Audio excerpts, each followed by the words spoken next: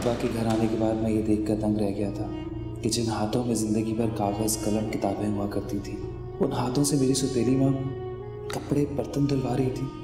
वो नायाब जो ज़िंदगी भर एक महल जैसे घर में रहती थी, नौकर नौकरानियों के हाथों का खाती पीती रही, आसाइशों में पलती रही, वो मेरी सौतेली माँ के घर दिन भर झाड़ू पोछा लगाती है। ये सब फिर भी ठीक था, लेकिन जिस दिन वो बुढ़ा सेठ अम्मा के पास आया, उस दिन मुझे जिस भयानक हकीकत का पता चला वो तुम्हें अभी तक मालूम नहीं है। सेठ शादाब दरअसल तुमसे सिर्फ शादी नहीं करना चाहता था, बल्कि शादी के बाद तुम्हें दुबई ले जाकर तुम्हारे जरिए पैसे कमाना चाहता था। वो एक दलाल था, जिसने पहले भी चंद बेसहारा लड़कियों से शादी करके उनको दुबई ले जाकर उनकी इज्जत बेच चुका था। अम्मा इसीलिए राजी थी कि तुम्हारी सूरत में उसे एक सोने की चिड़िया मिल गई थी, और अब्बा इसलिए खामोश था कि अम्मा के आगे बोलने की कभी हिम्मत ही नहीं हुई। अम्मा तुम्हारी झूठी शादी करवाकर तुम्हें हमेशा के लिए बेचना चाहती थी। तब तुम्हें हकीकत बताए बगैर मैंने तुम्हें अम्मा के चुंगल से निकालने के लिए ज़ुहाबुद्दीन के बारे में मालूमात शुरू कर दी। ओह माय गॉड, चाची शादी के नाम पर मुझे इस दरिंदे के हाथों बेचने वाली थी। मैं चाहता तो तुमसे खुद शादी करके तुम्हें अम्मा के साए से कहीं दूर ले जाता, लेकिन मैं तुम्हें भूख और अफलास नहीं देना चाहता था, क्योंकि ना मेरी कोई आमदनी थी और ना मुस्तकबिल। वैसे भी तुम जैसी पढ़ी लिखी लड़की मुझ जैसे छठी पास के लिए नहीं है, बल्कि ज़ुहाबुद्दीन जैसे इंसान के लिए बनी थी। जानती हो, जब तुम पहली बार हमारे घर लाई गई थी ना, तो मैंने सोचा था तुम्हें पूरा लाहौर घुमाऊंगा, लेकिन वक्त ने उसका मौका ही नहीं दिया।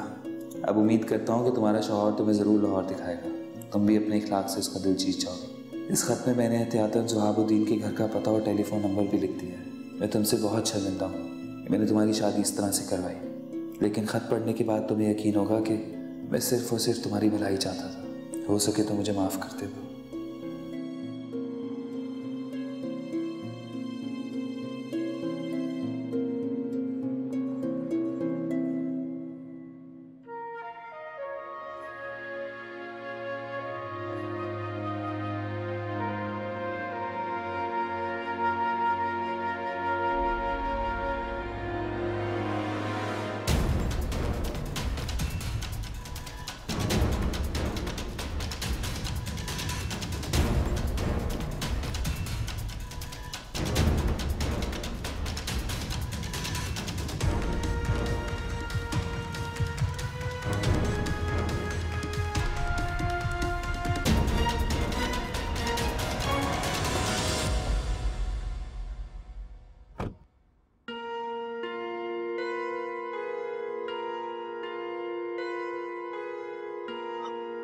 मैं उसे यहीं छोड़कर निकल गया था। तुझे कहीं आसपास नजर आ रही है वो? नहीं। उसका नाम क्या है? नाम नाम नाम तो ज़हन में नहीं आ रहा। What? तेरा उसके साथ निकाह हुआ है, मौलवी साहब ने निकाह के वक्त या उसके कजन ने उसका नाम तो लिया होगा।